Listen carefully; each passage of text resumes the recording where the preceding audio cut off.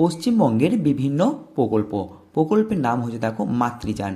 কত সালে প্রকল্পটি চালু হয়? 2011 সালে। কী উদ্দেশ্যে চালু হয়? প্রসবতী মহিলাদের হাসপাতালে পৌঁছানোর জন্য অ্যাম্বুলেন্স পরিষেবা। এরপর আছে দেখো কন্যাশ্রী। কত সালে চালু হয়? 2013 সালে। বাল্যবিবাহ রোধ ও পড়াশোনার আর্থিক সাহায্য করা হলো এই প্রকল্পের উদ্দেশ্য। 13 থেকে 18 বছর বয়স পর্যন্ত বার্ষিক 1,000 টাকা এবং 18 বছর বয়সের পর এককালীন 25,000 টাকা দেওয়া হবে। এই প্রকল্পটি জাতিসংঘের আন্তর্জাতিক উন্নয়ন দপ্তর এবং ইউনিসেফ দ্বারা আন্তর্জাতিক স্বীকৃতি পেয়েছে। এরপরে প্রকল্পটি হচ্ছে দেখো যুবশ্রী, সাল হচ্ছে 2013।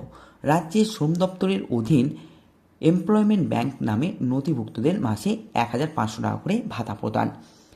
পুরো ভিডিওটি আমার ইউটিউব চ্যানেলে পেয়ে যাবে। আর এই প্রকল্পগুলি কিন্তু আইসিডিএস পরীক্ষা এবং রাজ্যের অন্যান্য পরীক্ষার জন্য খুবই গুরুত্বপূর্ণ।